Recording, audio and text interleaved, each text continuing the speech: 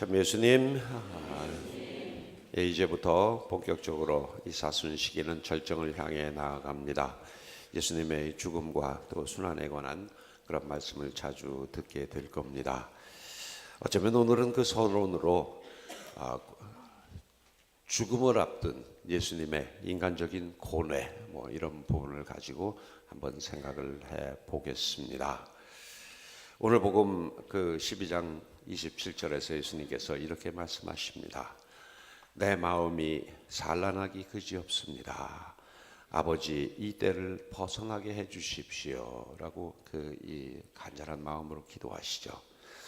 이 부분을 이 바오로 사도께서는 히브리서 오늘 독서 말씀에서 예수께서는 큰 소리로 부르짖고 눈물을 흘리며 기도와 탄원을 올리셨다라고 그렇게 말씀하십니다. 그리고 실제로 예수께서는 당신 순환 전날 저녁 마지막 만찬 후에 그 밤샘을 하면서 피땀을 흘리면서 기도하셨다고 그랬어요. 그러면서 그분은 그렇게 말씀하십니다. 머리를 땅에 대시고 기도하시며 이렇게 말씀하십니다. 아버지 하실 수만 있다면 이 잔이 저를 비켜가게 해주십시오. 그리고 그 뒤에는 그러나 제 뜻대로 마시고 아버지 뜻대로 하십시오. 어쩌면 예수님의 그런 그 인간적인 마음, 당신에게 다가오는 그 죽음의 그림자를 이렇게 느끼시면서 참 인간적으로 많은 고뇌와 그 번민을 하셨을 겁니다.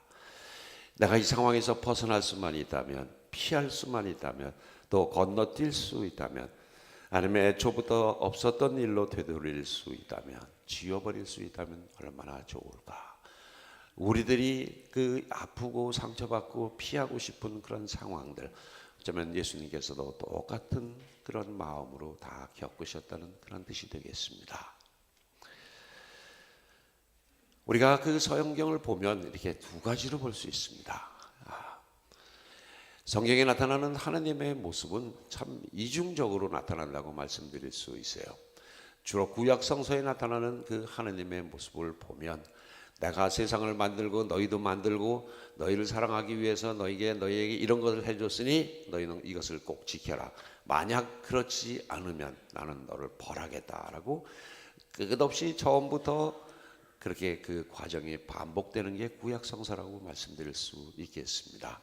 하나님은 하늘 저 높은 곳에서 우리들 이렇게 내려다보면서 잘못하는 사람 벌 주고 잘하는 사람 칭찬하는 하나의 어떤 심판자의 모습, 그런 하나님의 모습을 우리는 초월적 하나님이라고 그렇게 표현을 합니다. 이 세상을 넘어서 저 위에서 이렇게 내려다보시는 하나님. 그러나 그것으로 만족하지 못한 그 하나님은 당신의 아들을 세상에 보내셔서 우리와 똑같은 모습으로 사시고 우리와 똑같은 감정으로 똑같은 그러한 그 아픔과 고통의 날을 경험케 하시고, 그것을 통해서 바로 나의 참 모습은 그게 아니라 나는 이제 너희 안에 너희와 똑같은 모습으로 살아가고 너희와 같은 감정으로 살아가는 그러한 존재다라는 것을 알려주시죠. 그것을 우리는 내재적 하나님이다라고 그렇게 표현을 합니다. 우리 안에 계시는 하나님, 바로 예수님께서 우리에게 보여주시고자 하셨던 그 모습은 우리 안에 함께 하시면서 우리와 같이 웃고 울고 또 우리를 같이 아파하시는 그러한 예수님, 그리고 하나님의 모습을 우리에게 전해주는 그 것이라고 할 수 있을 듯 합니다.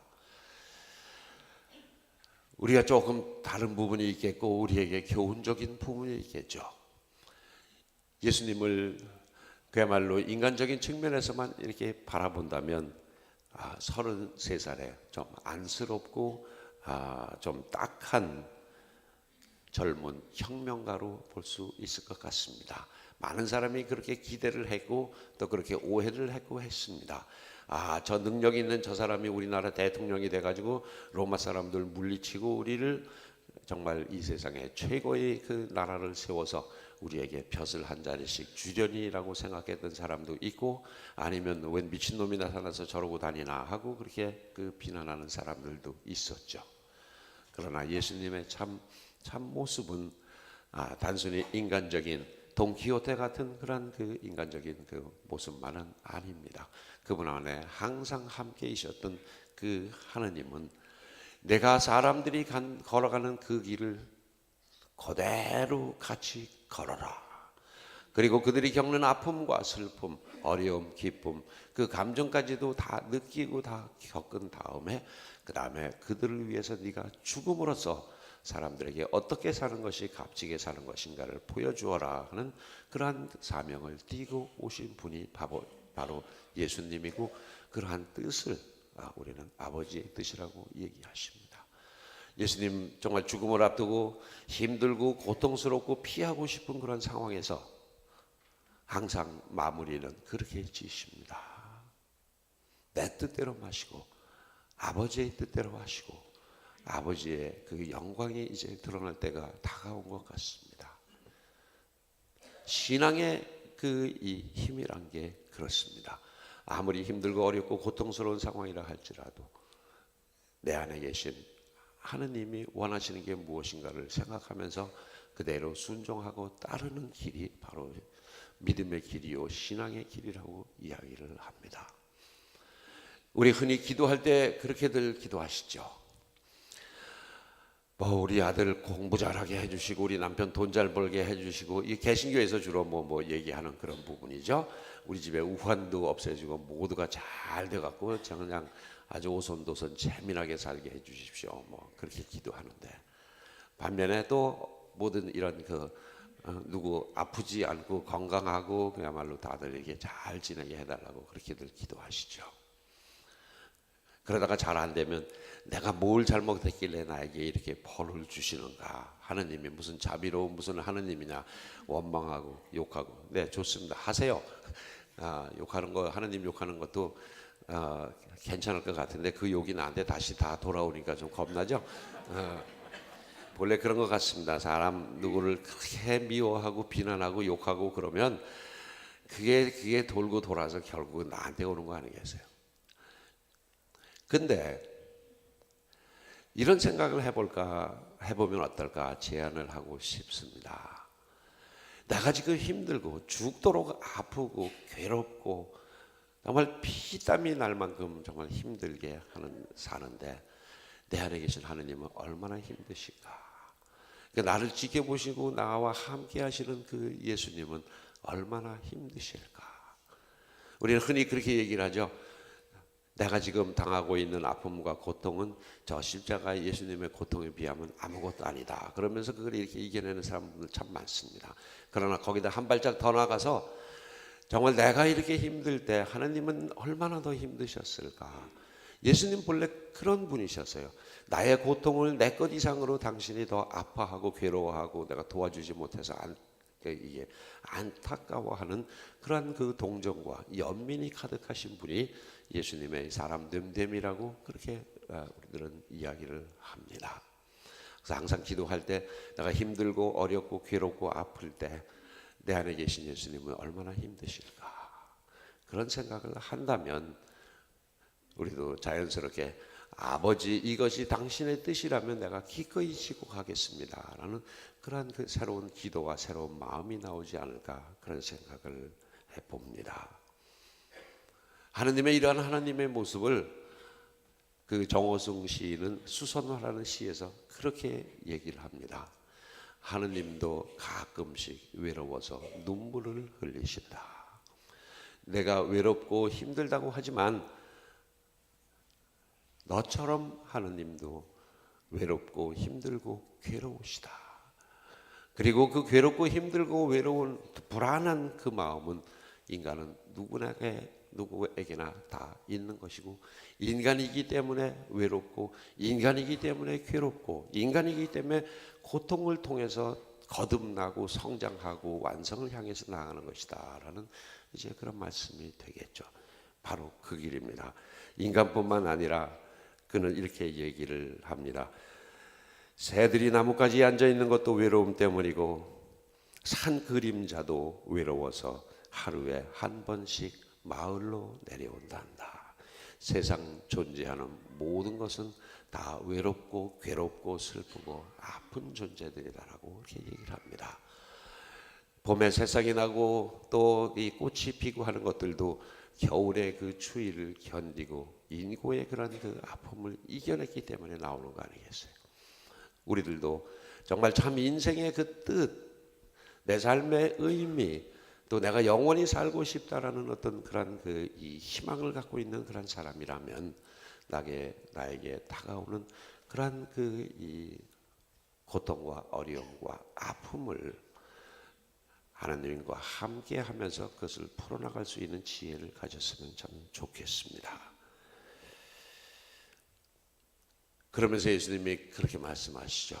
밀알 하나가 땅에 떨어져 썩지 않으면 하나 그대로 남아있지만 그 땅에 떨어져서 썩으면 많은 열매를 맺는다.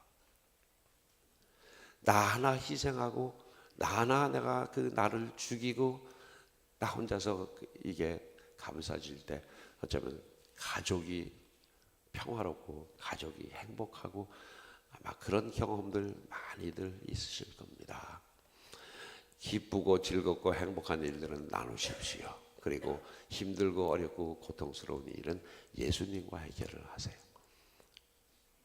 그게 예수님께서 우리에게 주신 하나의 그 이 메시지고 또 우리가 이 힘든 나날들을 이겨낼 수 있는 어떤 그 이 신에너지라고 얘기하죠. 신에너지의 동력이 될 겁니다. 하나의 밀알이 얼마나 큰 감동과 얼마나 큰 행복을 주는지 어떤 실화를 바탕에 둔 그 이야기 하나 전해드립니다. 꼬마의 편지라는 그 글인데 실제 인물 최호섭 씨와 또 오정혜라는 그 아이의 이야기입니다. 한 남자가 교통사고를 당해서 병원에 실려갔습니다. 기적처럼 목숨은 건졌지만 사고로 두 눈을 잃고 깊은 시리에 빠졌습니다. 그런 그에게 용기를 준 것은 순진하게 말을 걸어오던 한 꼬마 환자였습니다. 처음에는 꼬마가 성가셨지만 차츰 꼬마에게서 위안을 받은 그는 어느새 꼬마와 병원에서 둘도 없는 단짝 친구가 되었습니다. 심지어 그 꼬마 아이는 이렇게까지 이야기합니다. 아저씨, 나는 커서 어른이 되면 아저씨랑 결혼할래요. 정혜는 이 아저씨가 그렇게도 좋니? 그랬더니 응, 좋아. 얼마 후 남자는 퇴원을 하게 되어 둘은 헤어지게 되었습니다. 그리고 그 꼬마가 이야기합니다. 아저씨, 나중에 나 퇴원할 때 꼭 와야 해. 알았지? 그래, 우리 정혜가 태어나는 날 아저씨가 예쁜 꽃 사가지고 꼭 올게. 그로부터 몇 주 후 병원에서 전화가 걸려왔습니다. 안구 기증자가 나타났다는 것이었습니다. 그는 뛸 듯이 기뻤습니다. 수술을 성공적으로 마치고 마침내 잃었던 시력을 회복한 그는 기증자가 남겼다는 편지를 읽고 그만 가슴이 무너져 내렸습니다. 편지에는 삐뚤빼뚤한 글씨로 이렇게 쓰여 있었습니다. 아저씨, 나 아무래도 아저씨와 결혼은 못할 것 같아. 그러니 그 대신 내가 아저씨 눈 해줄게.